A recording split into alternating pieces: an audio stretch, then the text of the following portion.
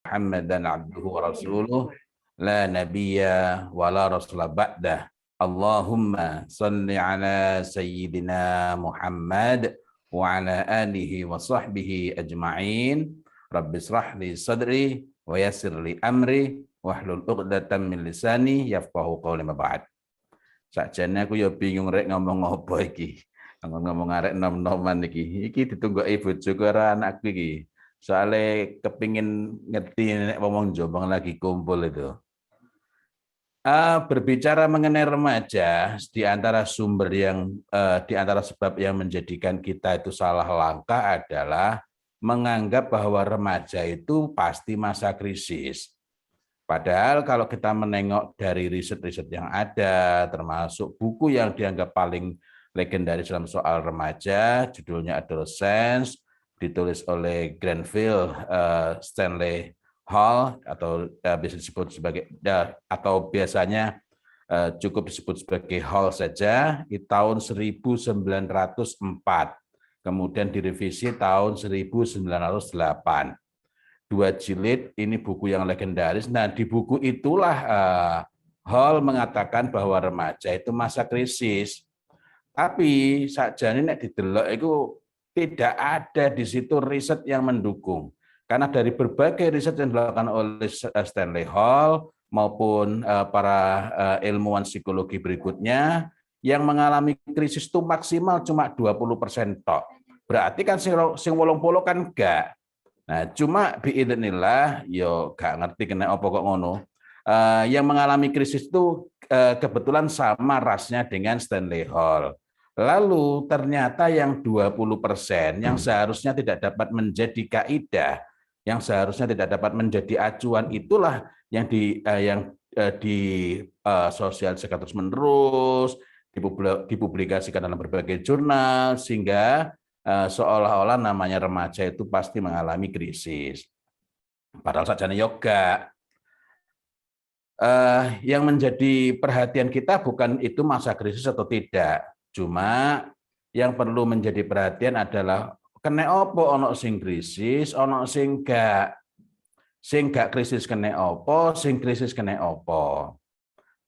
Cuma sebelum itu kan secara sederhana bahwa remaja itu adalah proses menuju dewasa secara sempurna dan siap mengambil tanggung jawab dalam kehidupan ini. Nah, tapi kembali lagi bahwa lebih banyak yang nggak mengalami krisis daripada yang mengalami krisis. Ini penting kita perhatikan karena begitu kita salah mengambil kesimpulan, maka dari awal tuh kita tidak menyiapkan anak-anak kita. Mungkin sering dengar ya, jadi ini remaja itu masa pencarian identitas. Pertanyaannya, lo kok iso begitu mereka remaja baru kebingungan golek identitas? Itu artinya bahwa sebelum mereka remaja, mereka belum memiliki identitas yang kokoh. Karena itu, untuk gambaran sederhana, mari kita ingat sejenak mengenai 4 kemungkinan remaja. 4 kemungkinan remaja. Yang pertama adalah remaja yang biasa disebut dengan istilah identity foreclosure. Aku mau saja nih pengen nyampe sing rodok rileks atau paling kayak wong kayak kuliah kira. Remaja dengan identity foreclosure itu maksudnya remaja yang dari awal dari masa kanak-kanak hingga dia masuk ke masa remaja, bahkan nanti sampai tua, dia tidak pernah mengalami krisis identitas sama sekali. Nah, nanti insya Allah kita akan bicarakan apa sebabnya, karena hanya menyebut itu nggak penting. Yang penting untuk kita ketahui kan ada apa di balik itu, kenapa ada yang begitu. Khusus mengenai remaja dengan identity foreclosure, yakni mereka ini sudah memiliki identitas diri yang sangat kokoh sebelum masuk ke remaja, perlu kita bedakan dengan remaja yang memiliki identity foreclosed. Product member, yang satu tadi identity foreclosure, FORCLOSURE, yang satu adalah identity foreclosed, FORECLOSED. Ini CE gampang aja. Apa bedanya? Identity foreclosed ini mereka sudah memiliki identitas yang kokoh dari proses penghayatan, penerimaan nilai-nilai, mereka meyakini dengan baik Sementara identity foreclosed itu semata-mata karena proses yang mereka pokoknya gelem gak gelem kudu nguniku. Mereka tidak diberi pemahaman, pokoknya kudu memegangi, pokoknya kudu yakin. Nah, remaja yang kedua ini, remaja dengan identity foreclosed ini masih pada rumpun pertama ya, identity foreclosure. Remaja dengan identity foreclosed ini rentan gangguan mental, rentan gangguan jiwa, termasuk yang cukup rentan kalau misalnya ada provokasi sehingga mereka menjadi ekstremis misalnya. Nah, lalu dari mana? Ini yang paling pokok, yang paling penting. Kok ada remaja yang seperti itu? Mereka ini berasal dari keluarga yang pertama apa namanya? Remaja ini memiliki kepercayaan yang utuh, kepercayaan yang kokoh kepada orang tuanya. Yang kedua, mereka ini juga memiliki sikap yang respect kepada orang tua. Kemudian yang ketiga, hubungan antar anggota keluarga bukan cuma antara orang tua dan anak, itu sangat dekat dan bukan cuma mereka terbiasa ketemu. Ada orang yang biasa ketemu tapi tidak ada pertukaran gagasan, tidak ada pertukaran pemikiran di antara mereka. Nah, ini remaja dengan identity foreclosure ini, remaja yang nggak pernah mengalami krisis ini, mereka ini tumbuh besar di mana orang tua itu secara sengaja menanamkan prinsip hidup, arah hidup, nilai-nilai hidup, hal-hal pokoknya. Bukan berarti lalu mendikte demikian rinci, tapi hal-hal pokoknya.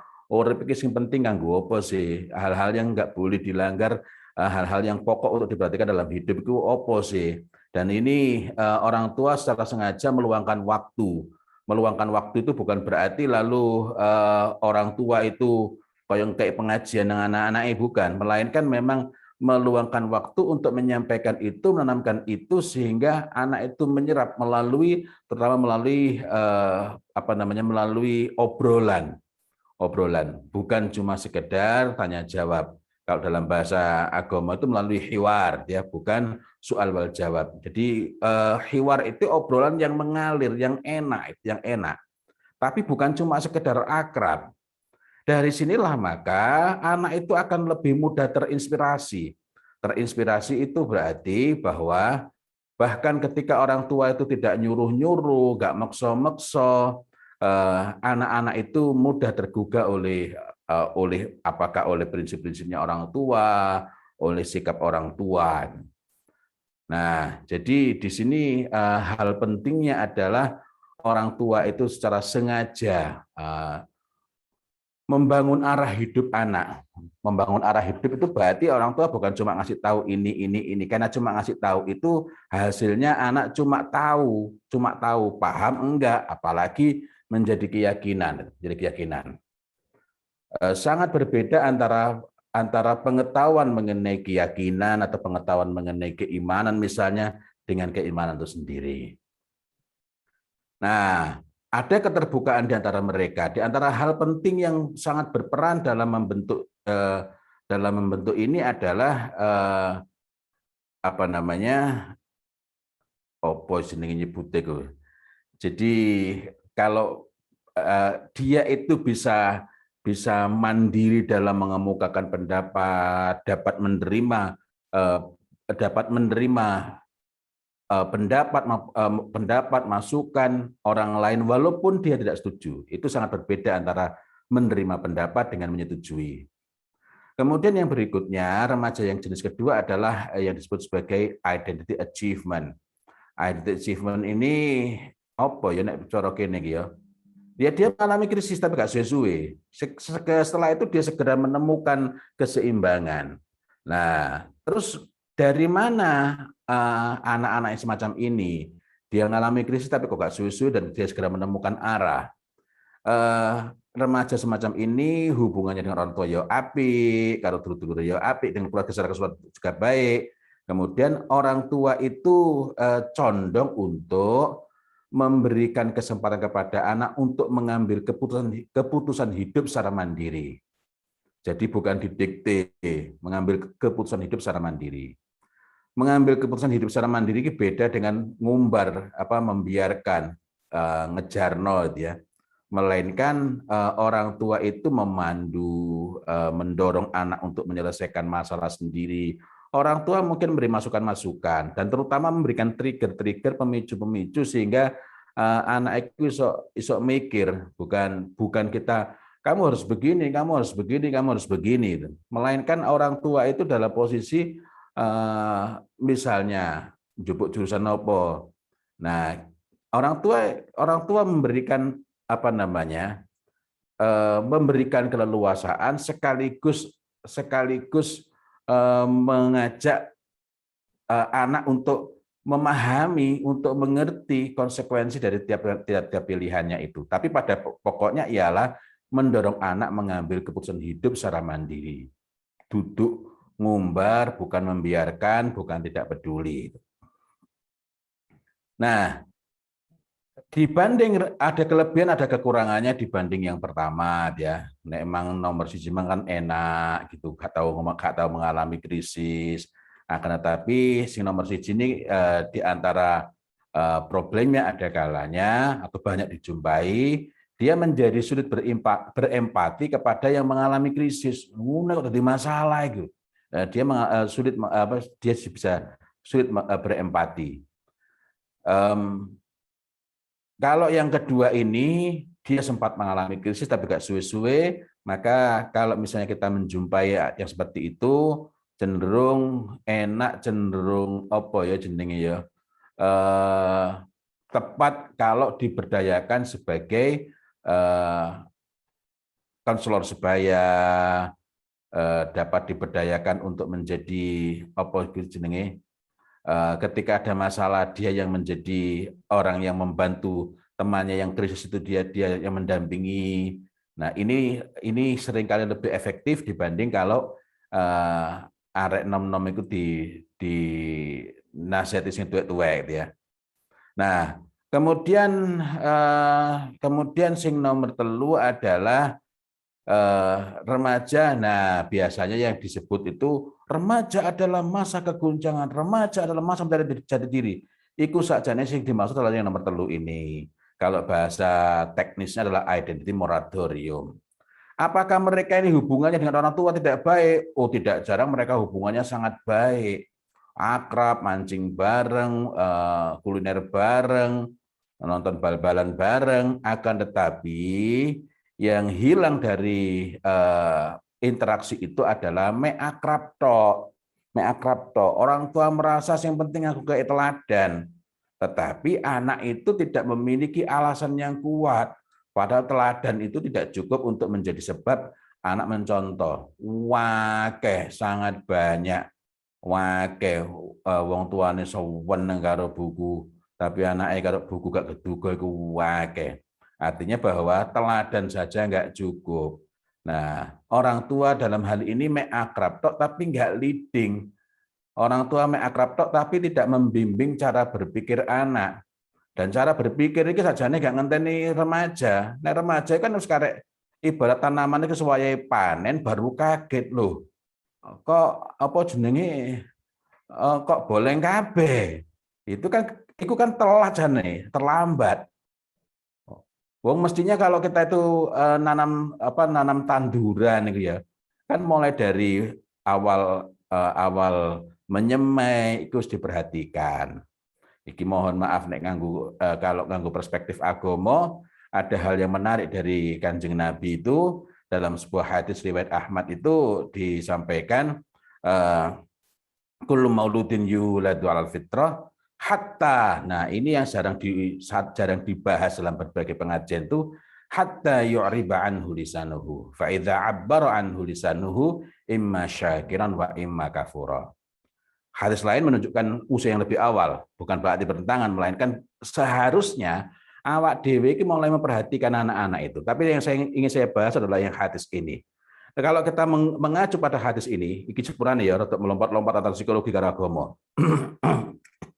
Kalau mengacu pada hadis ini, maka ketika anak kita itu masuk ke masa mumayyiz, Mumayyiz itu berarti anak sudah memiliki kemampuan sudah mampu untuk melakukan tamyiz. Tamyiz itu adalah kemampuan untuk membedakan baik dan buruk, benar dan salah dengan akalnya. Sangat berbeda antara anak yang tahu ini baik, ini buruk, dengan yang mampu membedakan ini baik, ini buruk. Mampu membedakan itu berarti akale urip, akale kanggu, sehingga dia dapat menetapkan kedudukan sesuatu. Iki elek kena opo, iki apik kena opo. Nah, di usia ini kata Rasulullah Muhammad SAW, imma syakiran wa imma kafura. Sehingga seharusnya pada usia-usia ini kita melakukan assessment, anakku ki ya opo. Ambil contoh sederhana dalam soal tamyiz. Umpama nih, anak kita mungkin umur 5 tahun, umur 4 tahun. Kabeh dulure kanca-kanca nih atau banyak dari mereka pas tuku klambi milih kelir biru. Terus anak sing sitok iki tok sing beda, milih kelir coklat. Bahkan sebenarnya nggak menunggu dia sangat berbeda. Kita perlu bertanya, kenapa kok memiliki nak? Kenapa kok memiliki? Begitu pula ketika dia milih podo karo kancane, kenapa kok miliki nak? Nah, ini kan kita kalau kita bayangkan bahwa anak itu diajak untuk mengambil keputusan umur 4 tahun, apa iso? Tapi kalau kita praktekkan jadi lebih sederhana. Kenapa, nak? Nah, anak mungkin mengatakan, ya kan temanku semua pakai begini. Oh, temanmu semua pakai begitu. Nah, kalau nanti temanmu sudah nggak pakai gimana? Jadi anak itu mulai mikir. Ini iki sakjane amanah ya, agar ketika anak itu masuk agar ketika dia sudah menjadi mumayyiz umur 6 tahun lambat-lambatnya 7 tahun, memang dia itu telah memiliki kemampuan untuk membedakan sehingga nantinya dia dapat mandiri dalam berpendapat. Gak gampang gak gampang kena pengaruh gitu. Gak gampang minder gitu. Nah, ini hal-hal yang dilupakan karena jangankan kok arek umur 4 tahun 5 tahun, umur 10 tahun nek kadang dipilih mbek wong tuane. Wis aja iku gak apik iki ae. Elek iku iki ae. Anak ketika ngeyel kandhani kok wong tua iki luwih paham. Jadi anak itu sampai jangankan umur 7 tahun, sampai balik lho, balik. Jenenge balik itu kan akhirnya gandengannya dengan akal tuh, akal balik. Ngono ki sedherek iso nganggo akale. Kenapa? Karena orang tua menyia-nyiakan, orang tua tidak memberikan kesempatan pada anak untuk berpikir, dan lebih dari itu orang tua tidak secara sengaja untuk membangkitkan kemampuan anak berpikir, mengambil keputusan, memilah baik dan buruk benar dan salah. Saya jadi ingat iku anakku suatu saat ini melok rek main ngrungokno ya. Soalnya penasaran karo anak kene gak tau krungu wong ngomong Jombangan iku. Nah, ketika dia STKB mbok SD kelas 1 waktu itu rodok lali aku. Iku pernah minta belikan Alphalink. Nah, terus tak takoni, ini kebutuhan apa keinginan, nak? Nah, dia rupanya tahu yang ada di Bapak Ning jawabnya kebutuhan. Nah, ketika dia mengatakan kebutuhan, oh iya, nak, jangan khawatir, insya Allah Bapak belikan. Pertanyaan berikutnya adalah, kok ini jadi kebutuhan toh, nak? Nah, kenapa? Ya kan aku pengen. Oh, kamu pengen. Nah, itu kamu pakainya di mana? Di sekolah apa di rumah? Di rumah. Kok nggak di sekolah? Kenapa? Kan di sekolah nggak boleh. Oh gitu. Nah, kalau kok pakainya di rumah, kenapa perlu pakai Alphalink? Kan itu ada kamus, kan biar cepat. Oh, biar cepat. Nah, kalau biar cepat, sepertinya kalau tanya Bapak lebih cepat. Bukan berarti aku pinter nuga, tapi ini TK kan pertanyaannya iku-iku atau SD kelas 1. Nah, dari sini akhirnya anak itu bisa ketawa gitu ya. Berarti bukan kebutuhan ya, Pak. Oh iya, tapi nggak apa-apa, tidak semua keinginan itu jelek. Nah, ini menjadi lebih mudah anak itu memahami dirinya. Berarti ini bukan kebutuhan, ini cuma keinginan. Tapi ini akan menjadi rumit kalau anak disuruh menerangkan. Coba jelaskan, apakah kebutuhan itu? Iso semaput itu, arek mahasiswa kadang nggak paham ya. Jadi ini sebenarnya amanah, ini tugas kita untuk ngajak anak agar dia bisa bisa menilai, mengambil keputusan, dan bertindak di atas keputusan itu. Nah, kembali lagi pada poin tadi, remaja dengan identity moratorium, sebabnya kenapa kok bisa terjadi, wong akrab, akrab karo bapak ini, karo mbok ini akrab, mancing bareng, mangan bareng, guyon bareng, akrab. Tapi kenapa kok sampai masih mengalami krisis? Karena sampai dia memasuki masa remaja, dia belum memiliki values to believe and live by. Nilai-nilai yang dia yakini dan dia hidup dengannya. Dia belum punya. Mungkin tiap hari praktek menjalankan agama. Yo sholat duha, yo sholat duhur, dan lain-lain. Mungkin dia praktek, melaksanakan itu. Tapi cuma praktik kentok, bukan sebagai nilai-nilai yang dia yakini, values to believe and live by, yang dia hidup juga dengan itu. Nah, karena itu nilai-nilai ini tidak mempengaruhi dirinya dengan kokoh. Wong mek nglakoni tok, tidak ada penghayatan. Sementara sesuatu itu ketika mek dilakoni tok tanpa ada penghayatan, tidak memberikan pengaruh yang sangat besar. Tidak memberikan pengaruh yang sangat besar. Nah, iki ono Cak Ipin ini dokter kan mesti paham bahaya rokok. Tapi tapi ada enggak dokter yang merokok? Wake.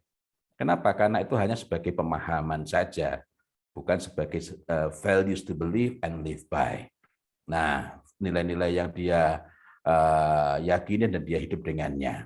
Nah, jadi dalam hal ini kita akhirnya dapat mengambil kesimpulan bahwa ada hal mendasar yang perlu kita perhatikan, yakni bagaimana anak itu betul-betul dapat anak itu betul-betul dapat sampai kepada orientasi hidup, urip kanggo apa, prinsip hidup sing penting dalam hidup iki apa, nilai-nilai hidup, keluhuran-keluhuran kita itu menjadi berharga kene apa. Ini yang dia perlu memiliki dan betul-betul bukan sebagai pengetahuan mengenai nilai-nilai, tetapi sebagai nilai-nilai yang dia yakini dan dia hidup dengannya. Nah, ini hal pentingnya. Jadi karena itu hanya dengan memberikan teladan itu nggak cukup. Melainkan kita memang perlu mengusahakan agar anak itu sampai kepada keyakinan-keyakinan yang dia memang pegangi betul. Lalu yang keempat, oh iya, kalau dari segi motivasinya anak yang pertama tadi, remaja yang pertama dari berbagai riset menunjukkan, misalnya yang dikemukakan oleh Scott and Riegel itu tahun 90, berarti kayak kayak seminar temenan kira. Aku mau jadi pengen rotok nyantai rek. Iki dadi ini serius temen nih. Remaja yang jenis pertama tadi cenderung motivasinya itu intrinsik dari dalam. Memang wis getih awak itu. Nah, dalam hal ini tugas orang tua untuk menjaga motivasinya dengan memberikan umpan balik kepada pilihan kegiatannya, kepada kinerjanya. Kadang ada orang tua yang bingung, anaknya dilem malah muring-muring, wah hebat kamu nak, anaknya ngomong lebay. Itu bukan karena anaknya tidak perlu penguatan, tapi mergo salah alamat. Nah, terus nomane. Nah, yang terakhir itu adalah remaja sing gak cedok, identity diffusion, remaja mengambang. Nek sing ngene iki motivasinya rada leso iku. Diiming-imingi tidak kepingin, ditakut-takuti tidak takut. Cuma pertanyaannya, kok iso, kok ono sing ngono iku? Asale teko endi? Nah, ini berasal dari keluarga yang mereka ini hubungannya saling tidak peduli. Yo gelut sih gak, tukaran yoga, tetapi rumah itu kayak terminal. Bapaknya melebu jembul lapo, mereka saling sibuk sendiri, nggak ada kegiatan yang kegiatan yang membangun kebersamaan di antara mereka gitu. Nah, remaja sing terakhir ini kadang-kadang bikin orang tua ayem. Orang tua ayem itu gimana? Sering menjumpai pas ngomong itu, ya Ustaz, anak saya ini sebenarnya baik sama temennya itu luwes. cuma dia itu kurang semangat aja itu. Nah, iki sing perlu hati-hati. Kenapa? Karena remaja dengan identity diffusion itu nek dijarno identitas mengambang itu yang berkepanjangan akan membawa kepada kebingungan identitas ya. Yang ujung-ujungnya itu satu di antara dua. Pertama, ikut arus. Oh ya, setak durunge. Yang seperti ini biasanya ya apa arek? Arek sing ngene iki dijak tawuran budal, dijak pengajian ya budal. Pokoknya sing penting sapa sing ngejak iku deloki. Diajak tahlilan berangkat, diajak gapraan ya budal. Nah, tidak ada minat, tidak ada kecenderungan yang kuat mengenai sesuatu yang dia ingin capai, yang dia ingin raih. Apa nggak bisa diperbaiki? Insya Allah seiso, dan banyak sekali contoh-contohnya. Tapi nanti kita bicarakan tuh ya. Nah, yang saya tekankan adalah kalau ada misalnya di sekeliling kita remaja seperti ini, dia itu nggak punya motivasi, yang namanya emotivation dia, diiming-iming nggak kepingin, ditakut-takut tidak takut, cuma itu tadi jadi luwes karo kancane itu. Kalau kita biarkan maka akan berujung pada salah satu dari dua. Yang pertama adalah ikut arus, ya wis pokoknya bendino metu teko omah iku gak cetol arep lapo iku. Pokoknya yang penting kumpul karo kancane. Ini jadi mengingatkan saya pada saat kelas 3 biyen. Aku tahu penasaran karo arek-arek sing cangkruk ngarep SMA loro iku. Sehingga golek cara supaya iso supaya bisa diterima di geng itu ya. Kumpul-kumpul PGA ya. Arep sekolahnya Pak Dewi itu. Saya penasaran ada apa? Kene apa arek-arek kok ngono iku? Wah, akhirnya diuber polisi aku malah melayu ya kan. Dan akhirnya mereka melindungi. Saya penasaran ada apa dengan mereka ini. Kepingin tahu betul. Nah, nek sing ngene iki malah lebih mending. Kok lebih mending? Karena mudah ketahuan bahwa anaknya bermasalah. Yang kedua itu loh sing diam-diam menghanyutkan. Tiba-tiba anak itu kutu nok kamar. Bendina maca terus sehingga kadang-kadang orang tua merasa alhamdulillah anakku wis waras, alhamdulillah anakku wis tegas. Tahu-tahu ternyata dia misalnya dia kemudian mengikuti atau kok endi yang ekstrem-ekstrem, yang radikal itu biasanya menyasar pada anak-anak semacam itu ya. Nah, jadi nek ono sing biasane sembarang males. Kecuali nek kumpul karo kancane tok. Lah kok tiba-tiba dia itu kutuk no omah bentuwi no kamar maca ae. Itu berarti kita perlu melakukan langkah segera, bukan melarang, karena boleh jadi memang dia tergugah, ada pemantik untuk yang membuat dia sadar, yang membuat dia memang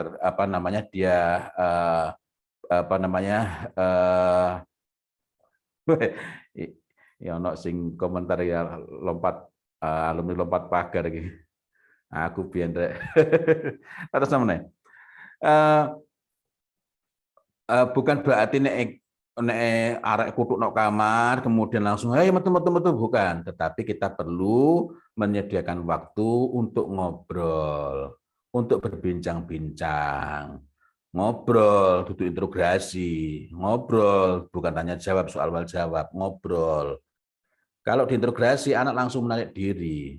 Kalau cuma ditanya jawab, maka anak itu faking good, jawab sing kira-kira nyeneng wong tua.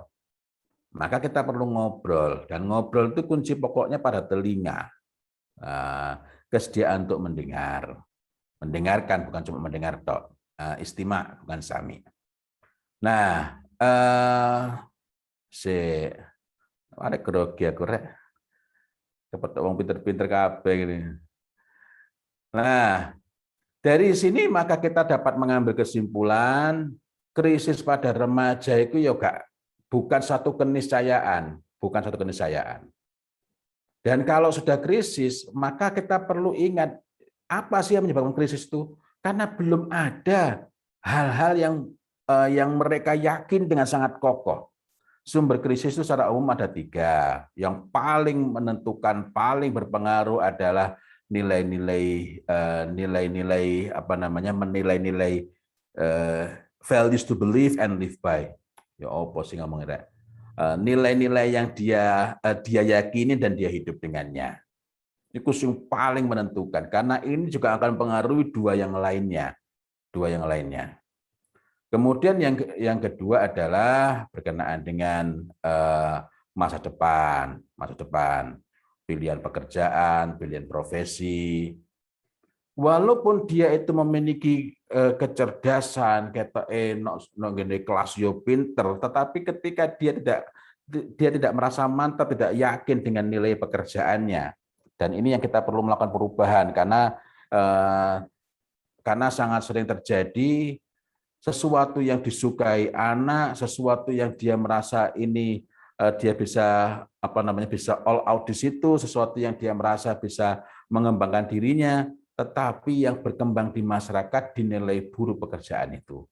Nah, karena itu kita perlu mengubah bahwa sing penting itu memang penggawean sing halal, bahwa itu bahwa ini pekerjaan yang mendatangkan ridha Allah itu harus dilakoni. Ini yang kita perlu perlu noto pikiran anak-anak itu. Kemudian yang ketiga adalah berkenaan dengan love and relationship, mengenai urusan cinta dan hubungannya dengan lawan jenis. Itu sebabnya saya berusaha nulis kanggo arek-arek enom itu anak-anak muda itu kaitannya dengan bukan menyuruh mereka menikah, tapi bagaimana mereka ini dari awal sudah memiliki sikap yang jelas mengenai pernikahan. Membahas tentang jatuh cinta dan membangun cinta. Ini bentuknya buku sederhana itu ya, kanggo arek SMP, arek SMA itu. Yang ini kemudian didistribusikan oleh Kemendikbud. Itu nek sing perlu tak kei e-booknya. Sebagian orang salah paham ketika saya nulis ini. Ya apa? Karepe ya apa? Arek SMP kok dikei buku ngene iki mikir nikah. Bukan menyuruh mereka nikah. Podo karo PAUD iki lho. Kena apa kok ono PAUD? Saya tanya ketika diskusi itu, agar mereka itu dapat menyiapkan dirinya memiliki profesi yang baik di masa yang akan datang. Pertanyaan saya kemudian, lho apa arek iku lulus PAUD langsung nyebut gawe? Ya ndak. Iku ya podo karo iku. Sama halnya, kita buka rahasia lagi. Aku SMA kelas 3 wis mulai mikir nikah. Bukan berarti SMA kelas 3 langsung goleki arek VCG ta vis loro ta liyane. Ayo nikah gak. Karena ketika kita itu sudah memiliki orientasi menikah, justru kita itu lebih ini bukan saat kelas 3 semester 1 ya, menjelang semester 2 mulai mikir nikah. Bukan berarti ya itu tadi, bukan berarti langsung wis ya apa cara nikah, tidak. Tetapi ketika berpikir kita itu terarah, maka kita akan memahami konsekuensinya. Sehingga akhirnya ketika aku kuliah di Fakultas Psikologi, formalnya aku dhisike njupuk psikologi industri dan organisasi. Mempelajari ergonomi dan lain-lain, tapi ternyata sing kanggo saiki bukan ilmu yang saya pelajari secara akademik, melainkan ilmu yang saya pelajari kanggo sanguku dhewe, untuk bekalku dhewe, untuk menyiapkan diriku sendiri kalau menikah. Karena tak bayangkan nek aku nikah sangat mungkin untuk segera punya anak, dan nek duwe anak bakal harus dididik, gak mek diingoni tok. Karena itulah akhirnya dari awal masuk kuliah wis memberi perhatian kepada urusan pendidikan. Nah, ini gambaran sederhana bahwa orientasi itu mempengaruhi kita. Begitu pula ketika saya menulis buku untuk anak-anak SMP, SMA, dan beberapa kali ini tak sampaikan ke anak-anak SMP, SMA di Lampung Utara, Lampung Barat, kemudian termasuk ketika ada sebuah sekolah di NTB yang di sekolah itu gurunya mengeluhkan ada sekian anak yang bermasalah, kita identifikasi anak-anak yang bermasalah itu, ya. Lalu di antara hal-hal yang kita ajak mereka untuk berpikir itu menata adalah mengenai pernikahan. Sekali lagi bukan berarti lalu lulus SMA langsung nikah, bukan. Melainkan bagaimana mereka itu menyiapkan diri, bagaimana mereka itu berpikir yang konstruktif, bagaimana mereka itu berpikir yang terarah. Nah, termasuk misalnya ada suatu saat ada yang datang di mahasiswa, dia marah, dia dendam dengan orang tuanya. Nah, dia memang gak karep, bukan hanya gak karep, dia ingin agar kuliahnya gagal untuk membuktikan kepada orang tua bahwa orang tuanya salah. Nah, yang saya lakukan takjak omong-omongan apa yang diinginkan untuk masa depan, terus gak langsung gak langsung menyalahkan dia, dan memang sampai akhir sesi gak pakai menyalahkan dia. Terus setelah dia mulai enak diajak ngomong, sudah mulai membuka diri, maka tak ajak untuk melihat kenapa orang tuanya melakukan itu. Ya, kalau menurut orang tua saya itu untuk kebaikan itu. Nah, lalu kenapa dia melakukan itu? Yaitu dia semaunya sendiri. Semaunya sendiri. Nah, lalu kok pilihannya itu kenapa? Ya, taunya dia begitu. Oh, taunya dia begitu. Nah, lalu apa yang sudah kamu persiapkan? Karena tadi berkenaan dengan saya tanya dulu mengenai apa yang dia ingin wujudkan di masa yang akan datang, apa yang dia ingin raih di masa yang akan datang. Lalu takoni, apa yang sudah kamu persiapkan? Kalau kamu nanti sudah nikah, sudah punya anak, apa yang akan kamu lakukan untuk anak kamu? Saya akan melakukan yang terbaik. Saya tidak mau mengulangi seperti bapak saya. Wah, hebat itu. Lalu apa yang kamu persiapkan?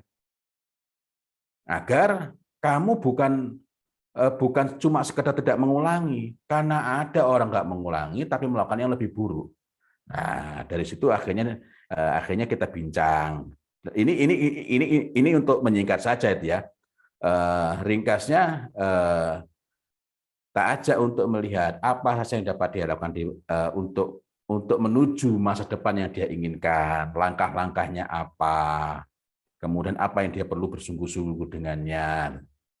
Nah, setelah itu ringkas kata dia pulang, setelah itu sekian hari kemudian ketemu lagi, dan ketika dia mulai memikirkan apa saja langkah yang diperlukan untuk masa yang akan datang, dia akhirnya malah bisa lebih berempati kepada bapaknya, ya, kepada ibunya, bahwa bapak ibunya itu melakukan yang dia bikin dia jengkel itu bukan karena mau menang sendiri, tapi karena orang tua taunya begitu.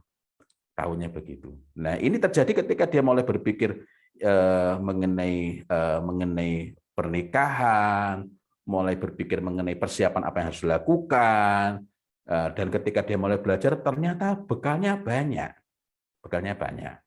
Jadi dalam konteks ini ketika ada mahasiswa-mahasiswa atau remaja-remaja bermasalah, biasanya saya nggak menyibukkan mengorek masa lalu. Cuma memang perlu dia sadar. Maksudnya sadar itu gini. Contoh, suatu saat ada orang datang ke rumah ngejak anaknya. Ndak geli, waduh, tekok Surabaya, moro nang omah langsung ngomong. Tolong Pak, ini anak saya dinasihati, biar anak saya sadar. Lho apa gelem arek 6 diomongi ngono iku?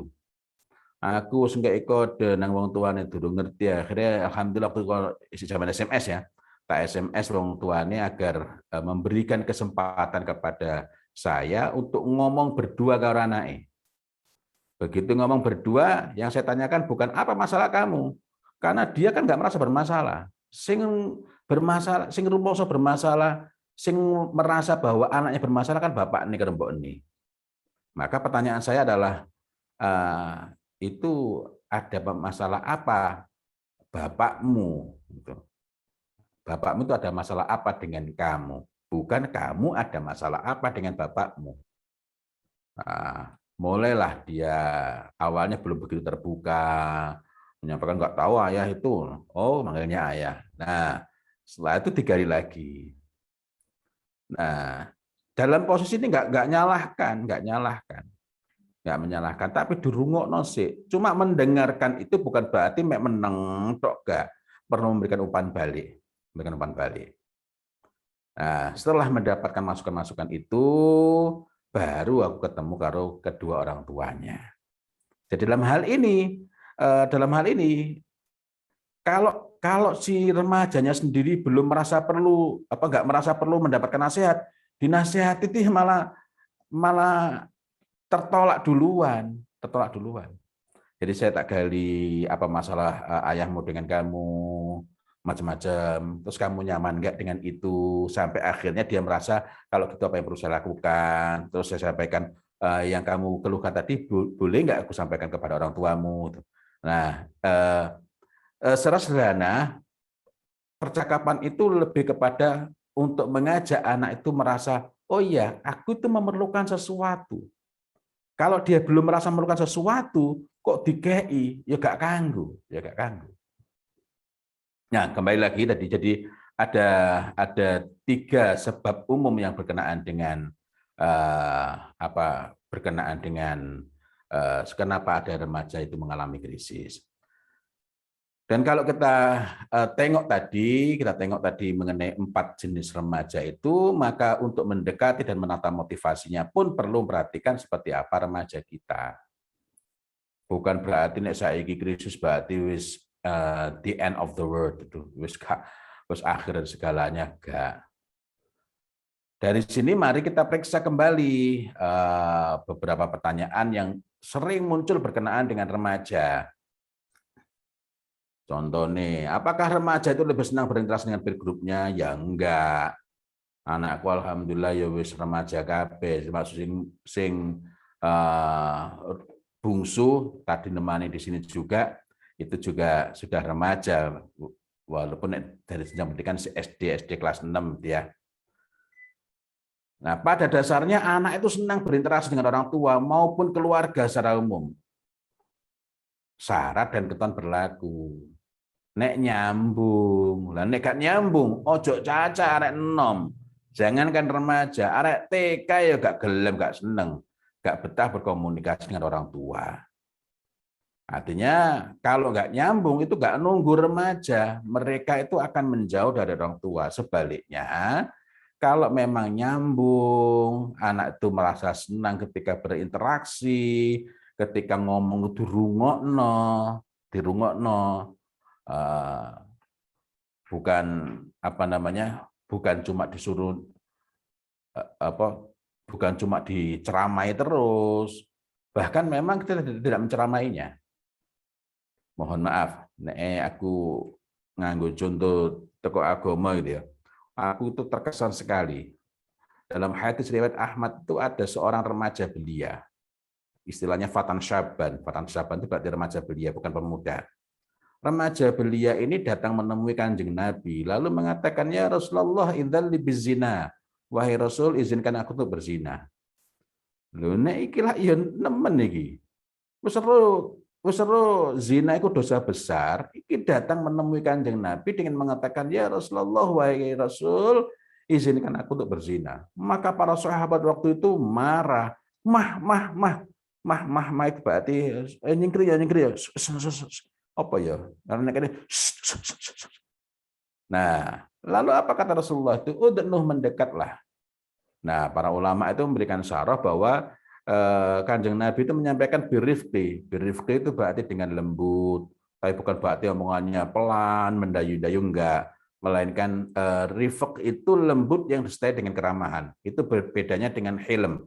Kalau hilm itu lembut yang disertai dengan ketenangan. Kita terus nama nih. Nah, yang menarik dari peristiwa ini adalah sampai akhir sesi hingga remaja belia itu, Fatan Syaban itu sadar penuh, tidak ada satu kalimat pun dari Kanjeng Nabi itu yang menceramai. Dan pilihan katanya itu ketika bertanya kepada Fatan Syaban ini menarik. Ini dia sedang meluap-luap dengan gejolak seksualnya yang itu dekat dengan persepsi tentang cinta. Maka Kanjeng Nabi ini bertanya dengan menggunakan kata cinta pada awalnya. Atuhibbuhu li ummik, cintakah kamu jika ini terjadi pada ibumu?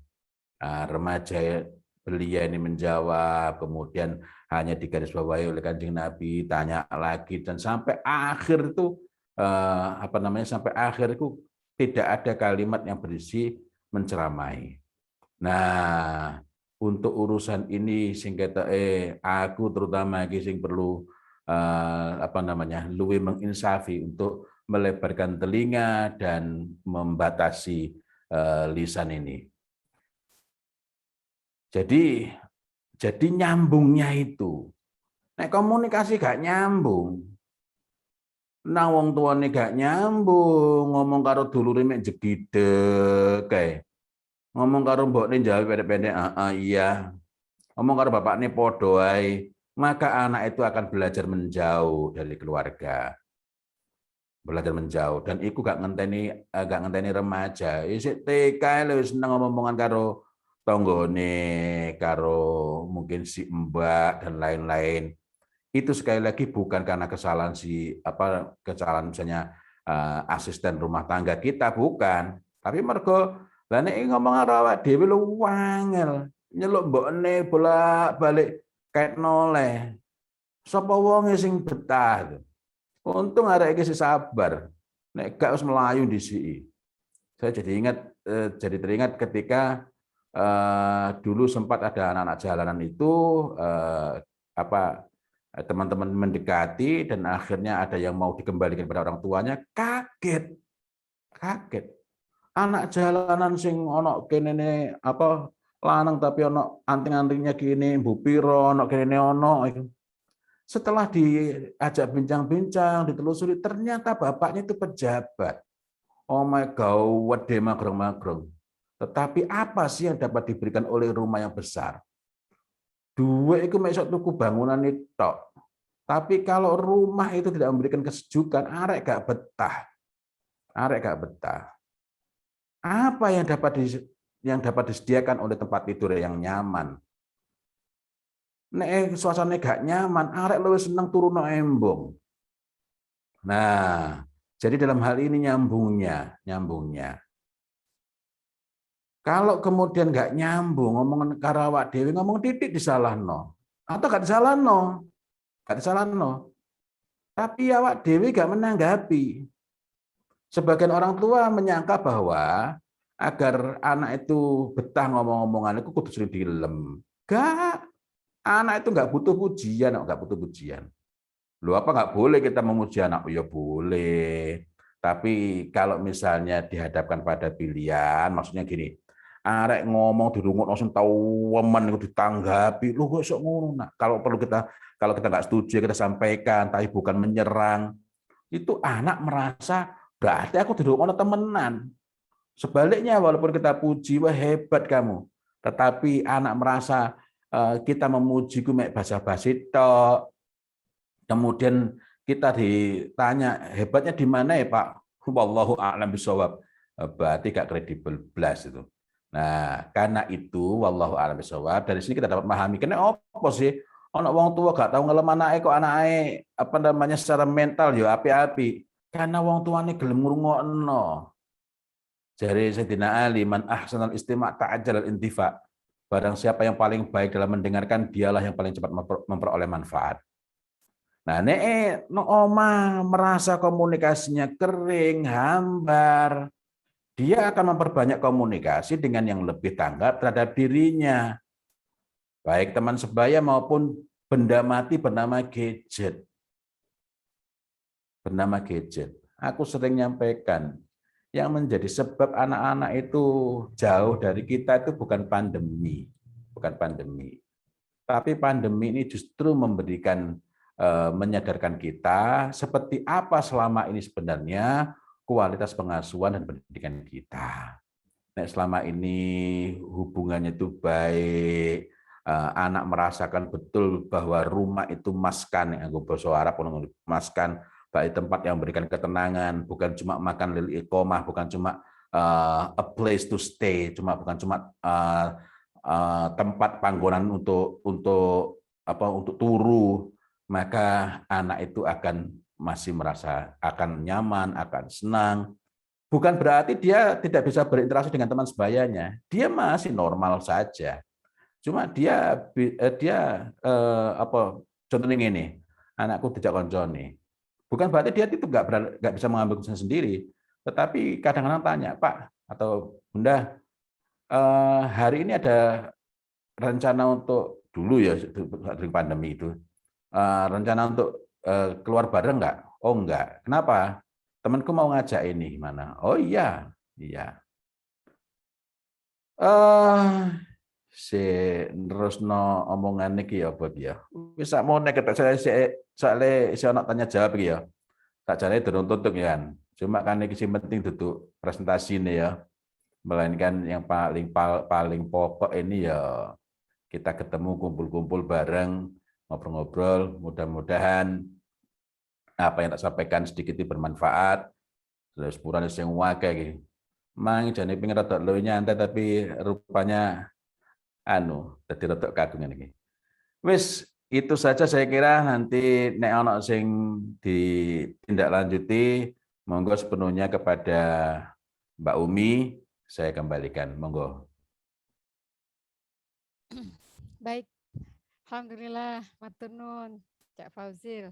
Monggo teman-teman tanya jawab atau sharing dasar pengalaman, entah itu berkaitan dengan murid, anak tetangga atau anak sendiri. Monggo dipersilahkan. Masih ada waktu sampai pukul 14.15 ya. Mudah-mudahan tuntas. Persilahkan teman-teman bisa langsung open mic. Nanya. Oh ya, silakan. Pak Titis. Wah, Pak Ketua kelas ini. Ojo angel-angel takone rek. Kabar ya. Iya, saya minta takon misalnya biyen zaman SMA itu krisis apa enggak tuh? Remaja. Apa orang sebenarnya nakal yang SMA maksudnya nakal kelas dewe masuk krisis apa enggak? Enggak ya. Nek awak dewe krisis kan itu soal individual. Perilaku yang sama tidak selalu menunjukkan hal yang sama. Itu sebabnya kita itu perlu ketika ada yang melakukan itu kita perlu menggali. Ya nek jawabane ngono iku mang. Ya, terus kan terus kedua beberapa musim pernah poco pelatihan tentang waktu itu ya. Kan Elizabeth Harlock. Oh, Harlock ya. Perkembangan ya. Nah, yang ngomong udah ya nek apa remaja itu labil gini ngomong dia juga apa cerita wajah jilid digital waktu itu berhubungan dengan arah SD mana itu ya memang dalam berbagai buku banyak disebutkan begitu, tetapi kadang-kadang nampatin juga kan terus nasi remaja awal remaja akhir dan sebagainya itu ya teknologi ya definisi ya konco-konco dan terus kedua ini pertanyaan tentang definisi remaja. Kedua dalam terminologi Islam yang orang kata-kata terminologi Islam ya kata-kata apa ya kadang-kadang ono gulam kadang-kadang ono asbab ya masalah sabab terus gulam kemudian apa sofi dan sebagainya itu beda-beda terus kapan Rasulullah kan Nabi sofi itu sepian kapan gulam kapan misalnya sabab kapan apa lah ini kok ada hubungannya enggak karo remaja-remaja krisis apa enggak ini. Jadi aku cuma takut jadi inilah dari Harlock dari krisis apa enggak maka definisi awal itu. Sebenarnya tapi ya singkatnya dia lah. Itu aja pertanyaannya angel lagi. Pertanyaannya angel lagi. Iya, gini, nek menurutku ya, standar yang selama ini kami tegakkan, maksudnya kami itu karena di sini tiap Selasa tetap ada diskusi psikologi, kemudian diskusi juga berkenaan dengan agama yang ada hubungannya dengan psikologi. Kita nggak perlu menyamakan istilah yang ada dalam psikologi ya wis ngono iku, karena menyamakan itu nanti akan menghilangkan perbedaan di antara hal-hal yang misalnya ini ada beberapa hal yang sama, tapi ada hal-hal yang berbeda dan perbedaan ini memberikan pemahaman yang unik. Misalnya anak baru balik itu masih disebut hulam, sementara anak yang belum balik itu juga disebut hulam. Nah, dari sini ada apa namanya, ada pemahaman sendiri. Kemudian berikutnya itu belum disebut syaban, tapi disebut fatan syaban, remaja belia. Nah, berikutnya lagi apa namanya, disebut sebagai kalau di dalam Quran malah nggak ada syaban atau syabab itu. Itu dalam hadis ya. Nah, kita nggak membicarakan detailnya. Nanti insya Allah di lain waktu ada ruangan khusus untuk membicarakan detail-detail istilah itu. Dan nanti ada istilah asyudda. Asyudda itu ketika seseorang sudah berada pada puncak-puncak kekuatan dalam segi akalnya, fisiknya, tekadnya, kemauannya. Dan ini harusnya itu tercapai ketika anak itu kira-kira umur 16 tahun, 18 tahun. Kok kira-kira karena ada kalanya 16 tahun itu sudah memiliki apa namanya, wis getih temenan, dia itu betul-betul all out, tapi ada kalanya ngenteni umur 12 tahun, tapi ada kalanya sing terlambat. Nah, tapi pokoknya adalah iki ono selang ini. Nah, ini tidak ada dalam psikologi. Nah, maksud saya adalah nek awak dewe memaksakan untuk menyamakan, malah kita nggak dapat memahami kedua-duanya dengan baik. Contohnya ketika awak dewe rancu dengan istilah stigma. Stigma itu dalam istilah ilmu politik beda dengan istilah dalam biologi itu. Apa mana nek sinau tentang saffron. Stigma itu berarti apa namanya, putihnya itu stigma. Artinya kalau kita memaksakan menyamakan, malah awak dewe nggak mendapatkan apa namanya, tidak mendapatkan pemahaman yang utuh. Sing lebih enak memahami tiap-tiap istilah dari masing-masing itu tanpa memaksakan untuk mencari kesamaannya. Wallahu a'lam bishawab. Kita menurutku lo ya.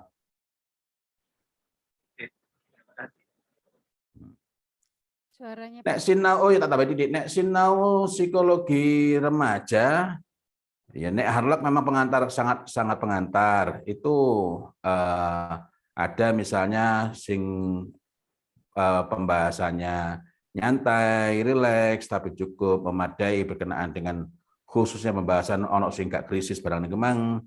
Itu misalnya dalam buku judulnya Adolescence juga, yang nulis adalah John W. Sandrock. Yang sudah membahas ini mulai terbitan tahun 2001 dan terbitan berikutnya juga sudah dibahas itu. Saya kembalikan pada Mbak Umi, monggo. Oke. Itu ada pertanyaan Cak Fauzil di chat. Oh ya. Laki-laki adalah remaja yang tidak pernah merasa tua. Bagaimana Masa sih, untuk menjadi orang tua? Monggo. Iya, bagaimana menyiapkan diri dari orang tua? Ya sinau. Alhamdulillah. Nek aku dewi kan dulu mulai berpikir nikah waktu SMA ya. Tapi mulai menyiapkan diri secara lebih terarah ketika awal kuliah.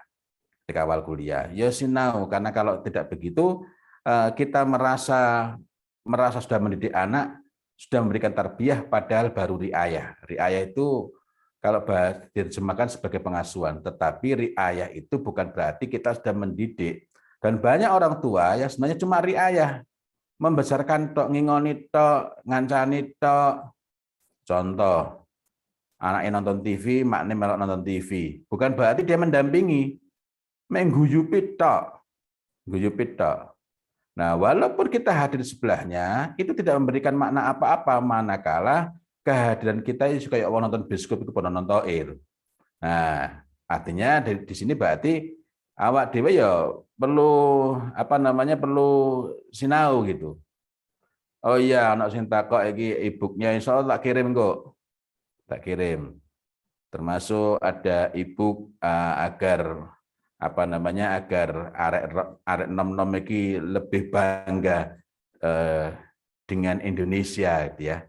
Maksudku ngene, secara alamiah anak itu bisa bangga dengan negerinya, tapi nek gak duwe alasan sing kokoh, begitu pindah negara bisa hilang kebanggaannya. Ini di luar topik ya. Insya Allah tak kirim kok.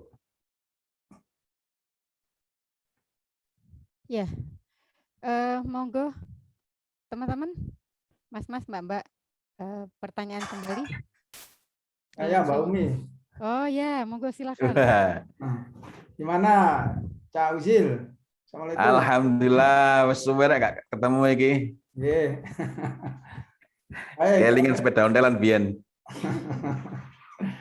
Masa perjuangan. Wah, Masya Allah.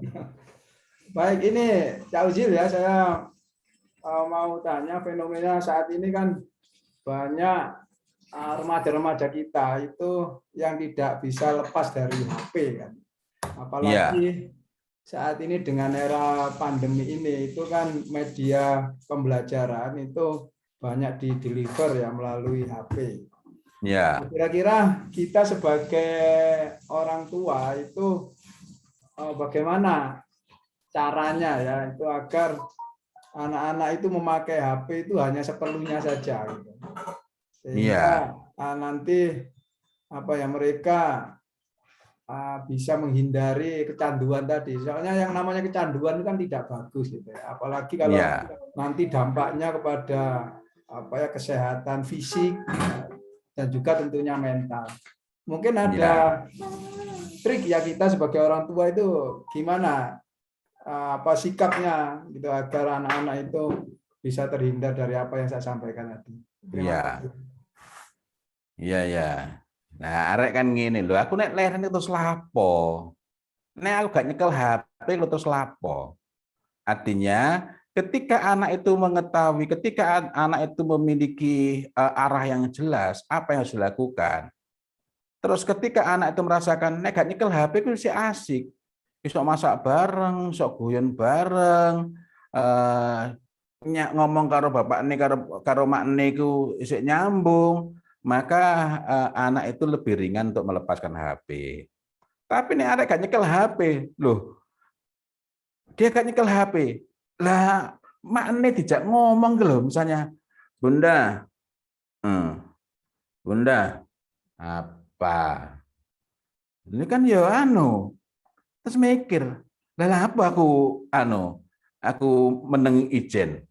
Nah, jadi secara sederhana, ketika anak itu telah memiliki arah, memiliki perhatian, telah memiliki orientasi hidup yang jelas, maka dia itu akan mengerti, dia itu akan mencari kesibukan-kesibukan yang produktif, mencari kesibukan-kesibukan yang produktif. Kemudian ketika komunikasi dengan orang lain itu nyambung, ini ketika dia belum punya arah yang kokoh, tetapi komunikasi itu nyambung, bincang dengan anggota keluarga lain itu ya enak, asik, gitu. Maka gadget ini bukan menjadi pilihan utama.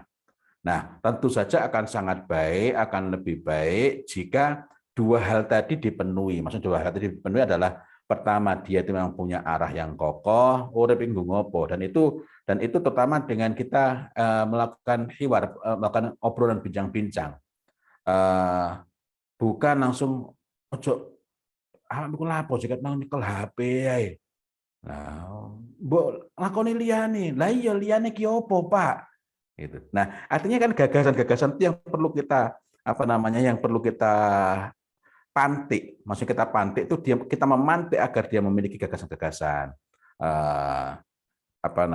bukan cuma mbok mojok ket mangket isu nyekel HP, mbok nglakoni opo ngono. Loh, kita aja masih belum dapat memberikan belum memberikan arah. Kemudian yang kedua, lah terus nglakoni opo itu dienggo opo? Nah, ini kan juga diperlukan oleh anak. Nah, jika hal-hal ini kita dialogkan, kalau tepatnya hiwar ya, bincang-bincang kita obrolkan, maka anak-anak menemukan dua. Pertama, orientasi hidup yang jelas, kemudian yang kedua, komunikasi yang hangat, komunikasi yang bermakna. Ketika dia memiliki komunikasi yang hangat, komunikasi yang bermakna, ya maka kita itu tidak perlu sampai kemudian memelototi mereka ini, mereka dengan sendirinya akan mencari itu, apa namanya, kapan ini bisa ada waktu untuk bincang bareng. Dan ketika tidak bincang bareng, mereka memiliki kesibukan hal-hal yang dapat mereka lakukan. Wallahu a'lam bishawab.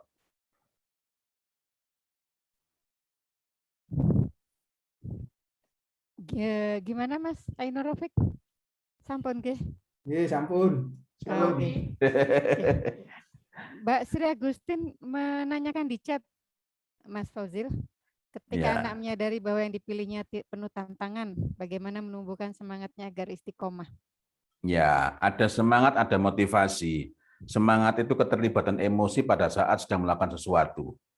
Kalau ada pertandingan bal-balan, itu yang datang adalah para penyemangat, supporter, bukan motivator. Nah, orang yang motivasinya tinggi, biasanya semangatnya selalu menyala-nyala, ya. Sehingga akhirnya orang sering rancu antara semangat dengan motivasi. Jadi kalau begitu, apa yang perlu kita lakukan? Membangun motivasinya. Membangun motivasi itu bukan berarti kita perlu menjadi orang yang suaranya menggelegar, ya. Itulah pertunjukan motivasi. Bukan berarti nggak boleh. Misalnya langsung masuk, apa kabar saudara? Ya, cek menarik ya nggak apa-apa. Tapi yang paling pokok adalah bagaimana menginstal motif, alasan penting kenapa dia melakukan sesuatu. Nah, ini belum bisa kalau misalnya anak itu masih belum menerima dirinya, dia masih merasa nggak diperhatikan. Karena itu alih-alih kita ingin memotivasi dia, yang lebih awal adalah bagaimana anak itu merasa diterima, merasa diperhatikan, merasa dirinya itu berharga, merasa dirinya bermakna. Nah, lalu apa yang dapat menjadikan anak merasakan seperti itu? Iki barang murah tapi angel goleane. Maksudnya barang murah angel goleane ku ya apa? Ya ini telinga yang mau mendengar. Karena itu Masya Allah, aku kalau merhatekno nasihatnya Ali bin Abi Thalib itu, Masya Allah, man ahsanal istima' ta'ajjalal intifa. Barang siapa yang paling baik dalam mendengarkan, bukan sami, bukan mendengar, tapi mendengarkan. Ta'ajjalal intifa, maka dialah yang paling cepat memperoleh manfaat.